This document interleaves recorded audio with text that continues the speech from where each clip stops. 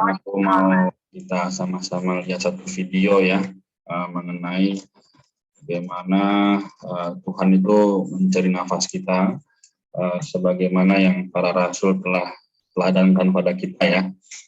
Oke, sebentar.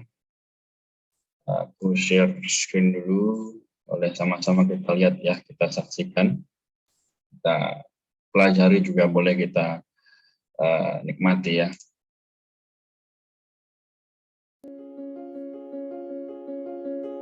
Tahukah Anda, apakah keperluan terbesar manusia? Keperluan terbesar manusia adalah bernafas. Kita semua pasti setuju bahwa tidak ada seorang pun yang dapat bertahan hidup tanpa bernafas. Kerohanian kita pun juga demikian. Jangankan bertumbuh, bertahan saja tidak akan bisa tanpa adanya doa. Berdoa bukan hanya sebatas meminta-minta kepada Allah. Berdoa adalah menghirup Allah masuk ke dalam roh manusia. Di dalam 1 Tesalonika dikatakan bahwa manusia memiliki 3 bagian: tubuh, jiwa, dan roh. Tubuh adalah bagian paling luar yang dapat dilihat dan disentuh. Jiwa adalah bagian di dalam batin manusia untuk berpikir, merasakan, dan memilih. Lalu bagian yang paling dalam dan tersembunyi dari manusia adalah roh. Melalui roh ini, manusia dapat berkontak dengan Allah dan menerima Allah. Dalam Injil Yohanes dikatakan bahwa Allah adalah roh. Karena itu dia bisa masuk ke dalam roh manusia. Sama seperti ketika bernafas, manusia menghirup oksigen ke dalam tubuhnya. Berdoa pun demikian, yaitu menghirup Allah. Karena itu, manusia tidak dapat berdoa seminggu sekali atau sebulan sekali. Jika demikian, manusia akan jauh dari Allah. Apa maksudnya jauh dari Allah? Ini berarti manusia tidak mendapatkan Allah, dan Allah tidak mendapatkan manusia. Satu-satunya jalan bagi manusia untuk mendapatkan Allah dan membiarkan Allah mendapatkan manusia adalah berdoa. Efesus pasal 6 ayat 18 mengatakan, dengan segala doa dan permohonan, berdoalah setiap waktu di dalam roh. Hanya dengan berdoalah manusia bisa hidup dan bertumbuh dalam penghidupan rohaninya. Tuhan, doa adalah nafasku. Aku mau hidup dan bertumbuh melalui berdoa setiap hari dan mendapatkan dirimu. Amin. Oke, sangat baik. Jadi kita melihat bahwa tadi doa ya yang juga dilakukan ya oleh para rasul setiap hari ya juga menjadi dorongan bagi kita. Seharusnya bagaimana kita juga tidak bisa ya hanya sekedar aku itu baca kitab sendiri maupun bersama-sama, tidak cukup, tapi kita perlu berdoa. Ya, kenapa para rasul bisa kuat? Kenapa Paulus bisa sampai demikian? Karena dia memiliki penghidupan doa pasti. Oke ya, kita akan baca lanjutan ya. Kisah Rasul pasal yang ke-28 ayat 1 sampai 15. Nah, tapi sebelum itu kita akan sama-sama doa. Terus nanti mungkin aku akan sedikit bahas yang punya ya, maksudnya hari-hari lalu, sehingga kita tidak kehilangan arah ya. Oke, di Tuhan, mari sama-sama kita satu hati kita berdoa ya. Amin. Tuhan Yesus, kami bersyukur padamu atas rahmat juga belas kasih yang Dikau berikan pada kami Tuhan. Kami juga sudah melihat satu tayangan bagaimana mengenai doa. Tuhan rahmatilah melalui pembacaan Alkitab maupun doa kami masing-masing maupun bersama-sama. Semoga membawa kami juga menjadi orang-orang muda yang mengenal juga mengetahui apa yang Engkau kehendaki. Tuhan rahmati kami yang sudah hadir maupun teman-teman kami yang belum hadir. Tuhan, dimanapun kami berada, apapun yang kami kerjakan, mohon Tuhan berikanlah dirimu sendiri. Terima kasih, kami berdoa supaya Dikau boleh semakin bertambah, kami juga semakin mengasihi Kau. Haleluya. Amin. Oke, baik. Selamat malam, Maria, Niko, Herlin, Mora, Rika, dan Steven. Semoga kita semua makin mengasihi Tuhan. Oke, jadi pasal-pasal berikutnya, sebelumnya, membicarakan bagaimana perjalanan Paulus, ya, bagaimana kisah Paulus. Ya, dia sangat memiliki kedambaan yang besar supaya banyak orang bisa percaya kepada Allah, ya. Bagaimana dia juga telah menerima wahyu, ya, ketika dia perjalanan ke Damsyik, ya. Kita sama-sama tahu dia menerima terang yang luar biasa sehingga 3 hari dia tidak bisa melihat atau buta. Nah, jadi sampai pasal yang ke-27 kemarin, ya, kita tahu bahwa banyak orang, ya, memiliki kehidupan yang sulit sekali untuk bisa mengalami Allah.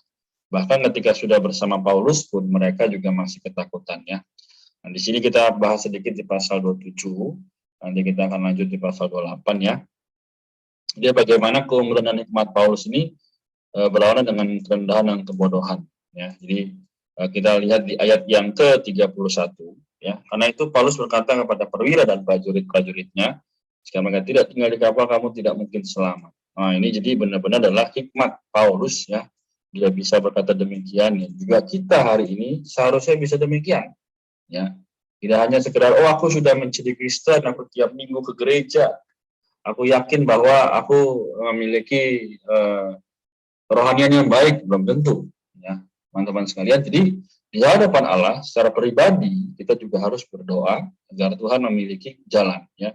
Kalau di ayat 39 ya dikatakan, ketika hari mulai siang mereka melihat satu teluk dengan pantai yang rata, walaupun mereka tidak mengenal daratan itu, mereka memutuskan untuk sedapat mungkin mendapatkan kapal ke situ. Mereka melepaskan tali-tali sau, meninggalkan sausa itu di dasar laut. Sementara itu mereka mengulurkan tali-tali kemudi, memasang layar topang, supaya angin meniup kapal itu menuju pantai. Apa hubungannya dengan kita? Kenapa bahasan-bahasan mengenai kapal dan sebagainya ini kita bahas gitu, ya? Semua karena kehidupan kita sama seperti kapal itu. Ya, kemarin sudah saya bahas juga, ya, aku juga sudah bahas. Jadi hari ini kita dalam kehidupan manusia, ya, tidak mudah sekali lagi untuk memiliki penghidupan yang rohani. Karena di tengah-tengah simukan kita, ya, nanti kita akan bahas setelah baca. Jadi kita akan baca dahulu, ya, dari pasal 28 ayat 1 sampai 15.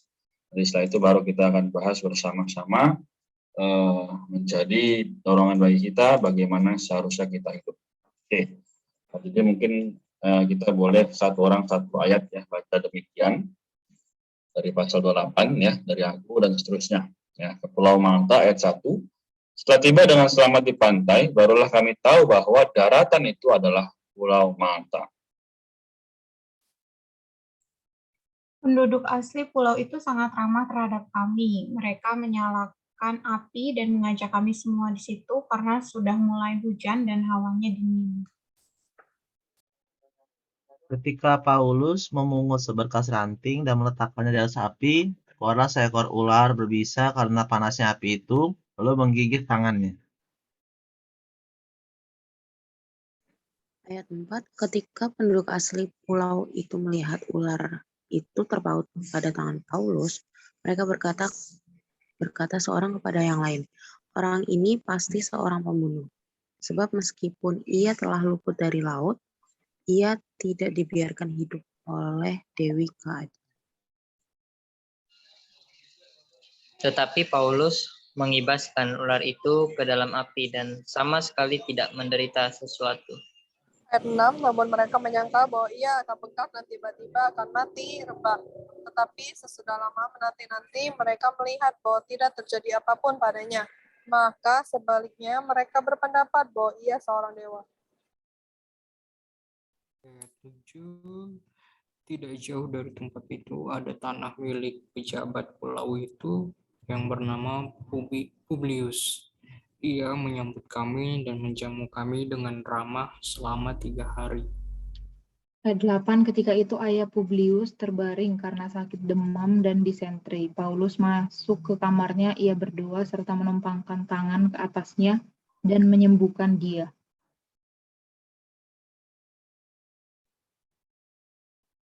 Oke, dari Stephen udah baca belum?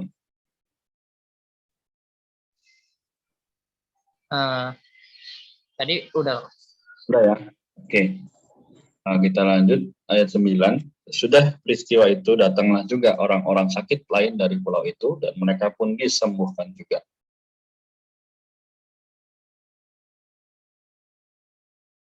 Mereka sangat menghormati kami, dan ketika kami bertolak, mereka menyediakan segala sesuatu yang kami perlukan.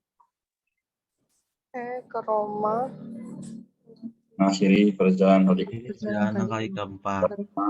Sikarus. Roma melalui Sikarusa. Ayat 11. 3 bulan kemudian kami berangkat dari situ naik sebuah kapal dari Alexandria yang selama musim dingin berlabuh di pulau itu. Kapal itu memakai lambang Dioskuri. Ayat 12, kami singgah di Sirakusa dan tinggal di situ selama 3 hari. Dari situ kami menyusur pantai, lalu sampai ke Rhegium. Sehari kemudian bertiuplah angin selatan, dan pada hari kedua sampailah kami di Puteoli. Dan 14, di situ kami berjumpa dengan saudara-saudara seiman, dan atas undangan mereka kami tinggal 7 hari bersama-sama mereka. Sesudah itu kami berangkat ke Roma. Ayat 15, saudara-saudara seiman di sana telah mendengar kabar tentang kami, dan mereka datang menjumpai kami ke Forum Appius dan Tres Tabernae. Ketika Paulus melihat mereka, ia mengucap syukur kepada Allah, lalu kuatlah hatinya. Amin. Amin. Ya, puji Tuhan. Jadi pembacaan kita sampai di sini. Ya, mungkin sebelum kita bahas, yang kita lihat dulu, bahas tadi kata-kata yang mungkin kita ini apa sih gitu ya. Ayat 15, Tres Tabernae itu apa? Ya. Suatu tempat yang jauhnya 40 km dari Roma ya. Ini Tres Tabernae. Lalu Forum Appius ya, suatu tempat yang jauhnya 60 km lebih dari Roma. Nah, ini tempat ya. Lalu apa? Dioskuri. Ya, Dioskuri adalah Dioskuroi, anak laki-laki kembar dari Zeus, yaitu Castor dan Pollux, dewa-dewa pelindung pada para pelaut. Lambang dari kedua dewa ini diletakkan pada buritan kapal. Nah, jadi ternyata di zaman dulu pun sudah ada berhala ya. Nah, kita tahu bahwa iblis tidak senang ya ketika manusia dekat dengan Allah ya, sehingga menyebabkan kita hari ini sulit ya untuk mendapatkan diri Allah ya. Nah, maka kita harus melihat satu situasi, yaitu di sini ya, di ayat pertama, Malta. Apa arti Malta ya, atau Melita ya? Jadi ini adalah pulau di mana penduduk-penduduknya ramah ya. Jadi kita tahu bahwa ketika Injil mau diberitakan pasti ada jalan ya. Tapi sekali lagi iblis pasti ketika ada jalan dia tidak senang ya. Oleh karena itu ada namanya ular ya, terpaut pada tangan Paulus. Nah, apa itu ular yang ada di sini? Kita lihat lagi di catatan kaki ya, adalah penulis-penulis medis menggunakan istilah ini untuk menunjukkan ular-ular beracun ya. Jadi meskipun demikian ya, Paulus apa mengibaskan ya ular itu dan sama sekali tidak menderita sesuatu. Teman-teman sekalian, kita ketika percaya pada firman, ya, ketika kita beriman pada Tuhan, meskipun situasi depan kita sulit ya, seringkali kan kita juga bernyanyi ya, bahwa di saat badai bergelora ya, aku akan tetap bersamamu ya. Tuhan pasti menjaga orang-orang yang datang padanya. Nah, tapi kalau orang-orang yang tidak datang padanya merasa bahwa Tuhan kok meninggalkan aku, Tuhan kok jauh daripada aku, ya jelas karena engkau nggak datang kepada Tuhan. Jadi teman-teman sekalian, Paulus kenapa bisa terus-menerus pergi pulau demi pulau, yang terus memberitakan Injil. Dan kisah para rasul ini kita tahu satu hal, yaitu ingat lagi ya di pasal pertama ayat 8 apa? Ada yang ingat? Ya, mungkin kita sama-sama ingat bahwa kamu akan menerima kuasa apabila Roh Kudus turun ke atas kamu. Dan kamu akan menjadi saksiku di Yerusalem, Samaria, Yudea, sampai ke ujung bumi. Nah, ini artinya apa? Tuhan akan menyertai kita karena Roh Kudus sudah ada di dalam. Dan hari ini seringkali atau banyak kali ya kita lihat, ibadah pencurahan Roh Kudus sebenarnya perlu nggak ya? Nah, teman-teman sekalian, kalau kita berdasarkan Alkitab, kita back to the Bible, harusnya Roh Kudus itu ada di dalam kita kapan? Setiap hari. Dan tinggal kita gunakan sebaik-baiknya. Nah, tapi kenapa situasi dan kondisi menghambat kita? Nah, teman-teman sekalian, tidak lepas adalah bagaimana sejalan dengan cerita di dalam Kisah Para Rasul 28 ini. Ya. Mungkin aku sedikit lagi, nanti teman-teman mau share atau tanya, silahkan ya. Kita lihat di sini apa? Banyak orang menyambut Paulus. Ya. Banyak orang juga menumpangkan tangan, ya, menyembuh. Ini Paulus ya maksudnya, menumpangkan tangan, menyembuhkan orang-orang yang sakit. Kenapa? Karena sebenarnya Roh Tuhan bersama dengan dia. Nah, hari ini kita bisa nggak menyembuhkan orang? Kita bisa nggak menjamah orang terus sembuh? Bisa. Asalkan apa?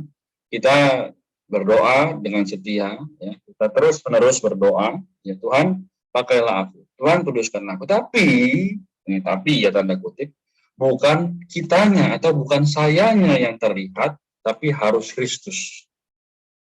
Dan ini paling penting. Kenapa? Kalau sampai orang yang terlihat bukan Kristusnya, ini bahaya. Artinya apa? Orang itu bisa saja jemawa. Orang itu bisa saja menjadi orang yang, aku bisa, aku mampu. Ya udahlah, ini aku gunakan aja nih untuk menarik orang datang banyak, ya kan? Akhirnya Tuhan tidak didapatkan. Dan akhirnya bisa saja ada kedambahan, aku dirikan aja nih jemaat baru dan sebagainya. Nah, teman-teman, ini semua bisa muncul karena ada apa? Daging. Ya. Oleh karena itu, nafas hidup orang Kristen adalah Roh Allah, harusnya membawa kita tidak memiliki keinginan-keinginan lain selain Tuhan dimuliakan. Jadi kalau kita lihat ya, kenapa di Kefas selalu berkata, ayo kita baca Alkitab, ayo kita nikmati pengalaman dengan Kristus. Kenapa? Karena sekali lagi, Tuhan itu adalah Allah yang harus membawa kita maju. Dan dia harus ternyatakan ketika orang lain melihat kita, mereka melihat Kristus, bukan melihat tanda kutip agamanya, ya, bukan melihat tanda kutip, cara orangnya baik ya ketika berbicara, bukan. Tapi bagaimana ya Tuhannya sendiri yang terlihat ya. Nah, di ayat yang ke-11 dikatakan tadi, 3 bulan kemudian kami berangkat dari situ naik sebuah kapal dari Alexandria yang selama musim dingin berlabuh di pulau itu. Kapal itu memakai lambang Dioskuri. Nah, ini sekali lagi tadi adalah halangan dari iblis ya. Dia memakai banyak perkara untuk menjauhkan manusia. Oke, jadi sampai di sini ya. Mungkin kita mau ada yang mau tanya, ada yang mau sharing, silakan. Ya, diberikan waktu. Ada? Silakan. Mungkin dari yang lain. Kalau nanti masih ada waktu, aku akan simpulkan di akhir.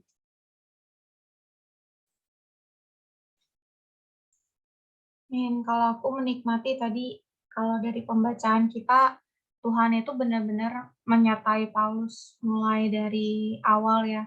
Dia dianiaya, terus ketika dia di Pulau Malta juga, ini kan ada kejadian yang luar biasa ya, mungkin orang lain nggak mungkin bisa mengalami apa yang Paulus alami ya, ketika dia digigit ular kan, orang kan mikirnya, bakal mati nih orangnya nih, pasti ntar lagi bakal tiada ya, udah nggak ada gitu. Bahkan di ayat 4 bilang, orang ini pasti seorang pembunuh, sebab meskipun ia telah luput dari laut, ia tidak dibiarkan hidup oleh Dewi keadilannya. Jadi kayak benar-benar beracun gitu ularnya. Tapi ya karena Paulus disertai oleh Tuhan ya, jadi ya Tuhan nggak mengizinkan ya, tanda kutip, tidak mengizinkan ular itu membuat Paulus tuh mati ya. Bahkan pada saat itu mereka menyangka bahwa Paulus ini seorang dewa ya. Tapi puji Tuhannya di catatan kaki dibilang ya, Rasul ini bukan dewa. Tapi mereka ini, Rasul ini, khususnya Paulus ini adalah orang-orang yang menyatakan diri Allah di dalam kehidupannya sehari-hari, sehingga ketika Paulus ada di Malta, ketika Paulus ada di Roma ya, banyak orang yang welcome gitu sama Paulus gitu. Bahkan di ayat 10 dibilang orang-orang itu tuh menyediakan segala sesuatu yang diperlukan oleh para rasul gitu. Jadi ya memang benar-benar Tuhan itu menyertai ya orang-orang yang mau bekerja bagi Tuhan gitu. Maksudnya walaupun dalam situasi itu Paulus nggak bergelimpangan harta ya, maksudnya nggak banyak pujian, tapi Tuhan itu mencukupkan apa yang Paulus perlukan gitu, butuhkan gitu. Sebenarnya hari ini juga sama gitu, maksudnya Tuhan Yesus tuh, Allah itu selalu memberikan kita tuh segala sesuatu yang kita perlukan. Tapi kadang kita minta sesuatu yang kita tuh sebenarnya di dalam kehidupan sehari-hari tuh nggak butuh-butuh banget gitu loh. Tapi ya memang Tuhan tahu gitu, sampai batas mana kita perlu, sampai batas mana kita nggak perlu. Entah itu materi, entah itu benda, entah itu situasi, entah itu orang ya, manusia di sekeliling kita gitu. Jadi kayak benar-benar perlu melihat bahwa ya Allah ini yang adalah Allah yang menyertai juga mencukupkan gitu apa yang kita perlukan. Bahkan ketika kita melayani Tuhan, ketika kita hidup bagi Tuhan ya, pasti Tuhan bakal jaga kita gitu sampai hari ini. Jadi ya jangan takut, Tuhan itu nggak bakal nyertain kita. Bahkan Paulus yang dipagut ular pun nggak kenapa-napa gitu loh. Jadi ya hari ini perlu percaya bahwa Allah itu sanggup menyertai kita. Allah itu sanggup memelihara kita gitu. Jangan pernah ragu akan penyertaannya, jangan pernah ragu Tuhan sebenarnya menyertai aku nggak sih? Tuhan sebenarnya berkati aku nggak sih? Sebenarnya kadang Tuhan itu memberkati kita tuh bukan dengan sesuatu yang bisa kita pegang gitu. Bukan dengan sesuatu yang membuat kita tuh happy terus gitu. Tapi ketika Tuhan kasih kita kesehatan, di mana orang lain berjuang dengan penyakit mereka, entah itu ada COVID dan lain sebagainya, kita masih sehat-sehat tuh sebenarnya adalah bukti Allah tuh masih memelihara kita. Jadi kayak aku benar-benar mengucap syukur gitu ketika kita bagi Tuhan, Tuhan juga pasti bagi kita. Amin. Amin. Lagi teman-teman yang lain sharing atau tanya.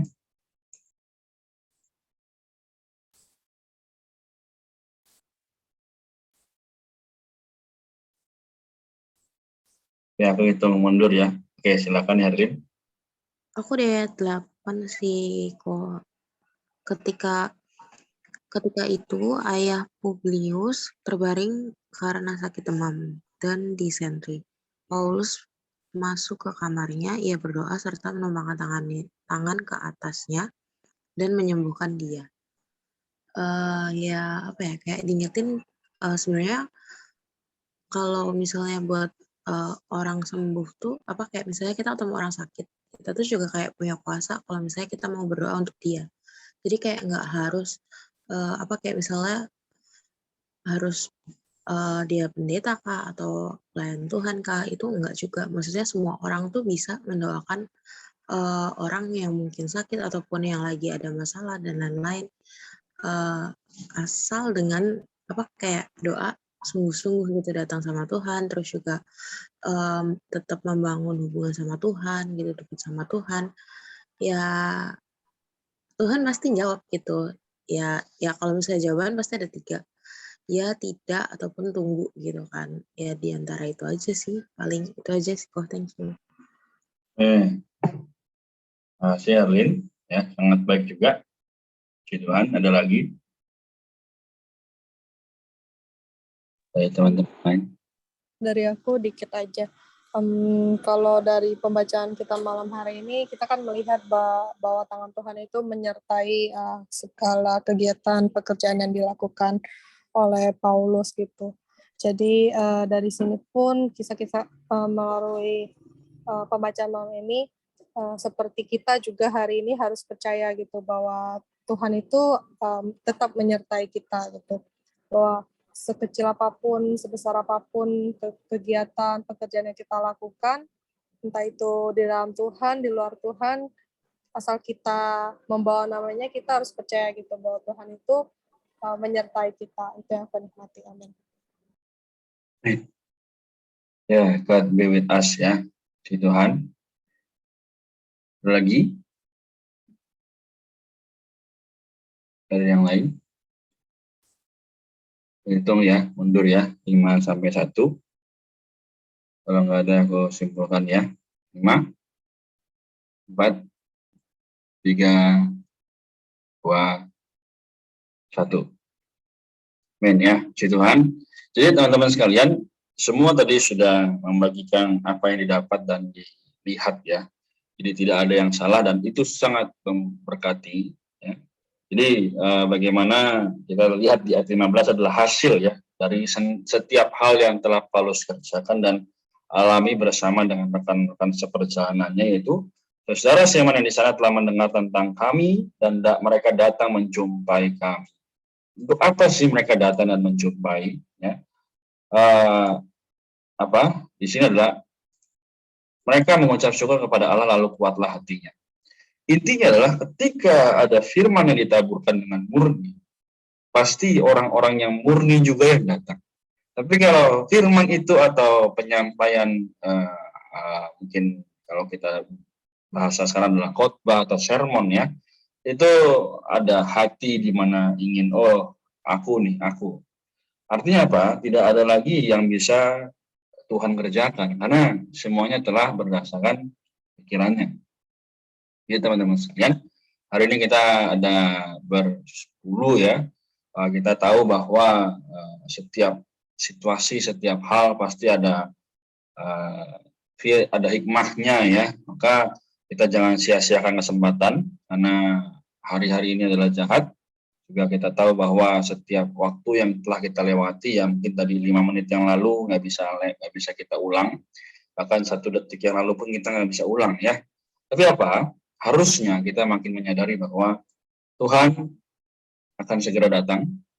Maka hari ini firman ataupun doa yang aku baca, aku doakan ya, itu adalah untuk Tuhan ya, bukan untuk aku, bukan untuk siapapun, tapi untuk Tuhan dan untuk gereja.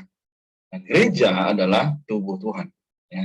Jadi sekali lagi, dimanapun kita berada, dari mana kita berasal, ya, semua adalah bagaimana kita bisa mengucap syukur kepada Allah dan banyak orang bisa mau datang mendengar kabar tentang Tuhan, ya, kabar sukacita, sama seperti Roma pasal yang ke-10, jadi ayat-ayat yang ke-15 dan 16.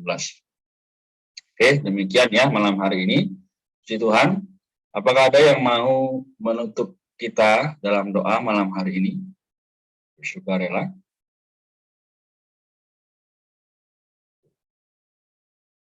Oke. Aku boleh kok? Ya, silakan Mora. Oke. Mari kita berdoa.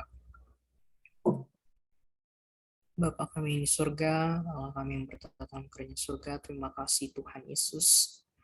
Terima kasih Roh Kudus untuk penyertaan-Mu, oh Tuhan. Kami telah membacakan firman-Mu, Tuhan Yesus, biar kiranya Engkau memberkati firman-Mu yang boleh berkata pada hari ini Tuhan, pembacaan firman kami ya Tuhan, biarlah kiranya Tuhan, kami boleh juga Tuhan, seperti Paulus ya Tuhan, yang Kau firmankan dalam pembacaan firman hari ini ya Tuhan, kami boleh Tuhan, menjadi penyembuh bagi banyak orang ya Tuhan, dan kami juga boleh Tuhan menjadi pendoa bagi seluruh orangnya Tuhan yang membutuhkan ya Tuhan. Tuhan Yesus yang baik, biarlah kiranya Tuhan Kau berkati kami yang hadir di sini, Kau berkati Kau Renard, berkati juga Kak Maria, Herlin, Rika, Stephen, dan teman-teman yang lainnya Tuhan, yang mungkin Tuhan yang belum bisa hadir ya Tuhan untuk pembacaan firman malam hari ini, baik yang sakit ataupun sehat Tuhan. Tuhan Yesus jamah mereka.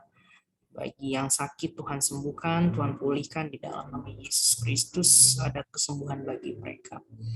Tuhan Yesus bagi kami ya Tuhan, anak-anak-Mu Tuhan, mungkin remaja dan pemuda yang masih sekolah, Tuhan berkati Tuhan di studinya, agar mereka boleh Tuhan bertumbuh dalam iman dan Tuhan mengerti akan firman-Mu Tuhan. Dan akhirnya Tuhan, Engkau memberkati kami Tuhan di setiap hari kami Tuhan, karena hari-hari ini adalah jahat Tuhan. Biarlah Tuhan Yesus, Roh Kudus-Mu menyertai kami. Terima kasih Tuhan Yesus, terima kasih Engkau sangat baik. Kami berdoa dan mengucap syukur. Amin. Amin. Terima kasih Moral untuk doanya. Oke, kita sampai di sini ya, puji Tuhan.